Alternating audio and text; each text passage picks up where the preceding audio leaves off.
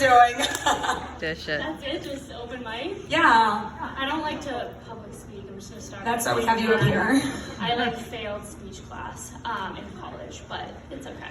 Well, what are some of the things that you're doing? Because you were telling us that you have some things that you're doing to find new customers, right? Yep. So what are some of those things you're doing?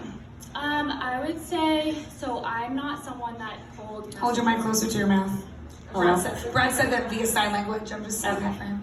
So I'm not someone that cold messages. I'm not against people that do, but I just personally I don't. I like to have some type of connection with the person that I'm talking to. So for new connections, there's a point where, you know, I said on the call the other day, since joining in July, I've reached out to 400, 500, 600 people, but you get to a point where you're like, okay, well, who do I reach out to now? And what I've been doing is a few different things. One thing I always do, and I think is huge, and even my friend Mariah, who we are talking this morning, I said, you know, one thing that I do is I swipe up on my own stories every single day, because your stories are always, they're changing with the people. You'll notice that different people are watching your stories, and it depends on what you're posting, when you're posting. So once my stories are up for about 12 hours, 15 hours, I will swipe up on my own stories, and I will go through every single person, and I'll write down all the names of the people that I've not reached out to before about Savvi. And when I'm in my head, I'll do a little check mark. Did you reach out to this person? No. Why didn't you? X, Y, and Z. And then I do what Kim Challen says when a negative thought comes of why I shouldn't reach out to that person, and I cancel it, and I reach out to that person. And a big thing that I don't do is I don't prejudge. You know, we don't know who wants this opportunity. We don't know who wants these clothes. I mean, everyone should want these clothes. But I basically go through all the women of my Instagram and my Facebook stories. And I do it on both, because you're gonna have a whole different network on Facebook, and then you're gonna have a whole different network on Instagram. So I write down those people, and then I reach out to them. And if you have never done that, you know, example Mariah, she has a gazillion views on her stories, and I go, you need to go through every single person, and you need to write them down, and you need to see why haven't you reached out to them about Savvi, and if you haven't, do that today.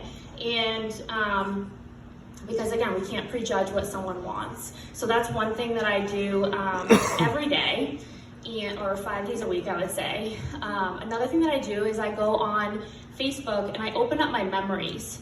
Because what happens is we're all busy, we all are going through life, we have families, you know, kids, whatever it may be, and we get busy, and sometimes we forget people. And when you open up your memories, you're gonna see a memory from 5 years ago of like a, you know, I have pictures when I used to work at the bank and the people that I used to work with, and I'd be like, oh my gosh, that girl Tanya, who I love dearly, I haven't talked to her in a year, I'm gonna connect back with her.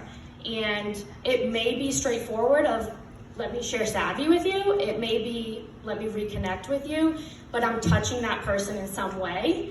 And eventually, if I warm them up, I'll eventually bring up Savvi. So that's another new way that I've been doing it. And then, wait, hold on, I'm gonna pause you for a second. So these are great tips. No, this is so good. So did you guys get these tips? Do you like these? Are these good? Okay, so you said, sometimes you're like, I want to tell you about Savvi, and sometimes you're just connecting. Yeah. How do you know which one to do? So if it's someone that I have not talked to in over a year, or even over 7 months, I'm connecting. People buy and people join who they trust and who they love. And so if they don't have that with you, and they're like, Sam's in my DMs and hasn't talked to me in 3 years, it gives off this bad vibe. So I would rather not burn a bridge before they give me the chance. I'd rather build that relationship up again before I bring up Savvi, because then they can put my connection with them, you know, before I ever bring up Savvi. I love that. Yeah, commission bread. Commission bread. I was talking to one of our brand partners here, and she was saying that she had 17 different cold reach outs before she joined Savvi, and when she joined Savvi, she joined with her best friend. Yep. right? And we'll hear from her today too. She'll be up here. But I love that, right? So you feel it out, and you're doing what you feel will serve that person best. Yep. Okay, and you had another tip. I just wanted to point that out, that you weren't like savvy. You were connecting, and if it felt right, you shared. Yep. Yeah. Awesome. What's your other tip you were going to share? Should I share what I shared the other day? Do it. Share what you want to share. So another thing, and this is not my idea, this is Gina, this is a bunch of girls that are here today, but I started doing product spotlight events on Facebook, and it's a Facebook chat. What questions on this? I know, I've gotten messages. We're going to go slow in this because people have lots of good questions on this. It's a Facebook product spotlight. Yes. Tell us what that is before you tell us what you do. Like, what is that? So basically, like as if you were to message a friend on Facebook chat messenger, you would create a group and you would call it whatever you want. So you can call it Sam's Savvy Product Spotlight. It's not this big thing where you have to make an event page and do all that and invite a million friends. It's much more, it's smaller, so it's more connected. And basically you invite people to that product spotlight. Again, this is not my idea. Melissa, a bunch of ladies here do it. So I don't want to take anyone's good ideas. I know that this has just been super beneficial for me.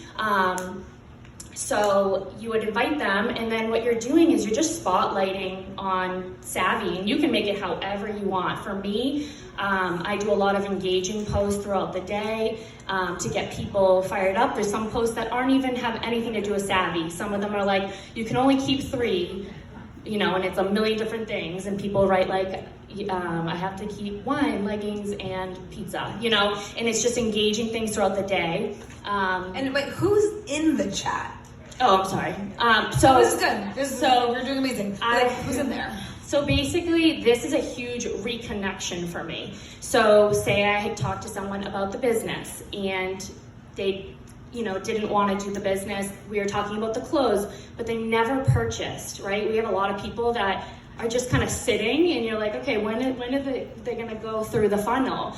They haven't told me no, but they haven't done anything. So this is a way to go back and reconnect with someone that, you can kind of try to get through the funnel. I think that's the biggest thing too, is like not have people stuck in your funnel and wondering what are they going to do next. Like it's either, sometimes a no is like the best thing, because then you know that they're not interested at this time, and that's okay, because you're going to find your people.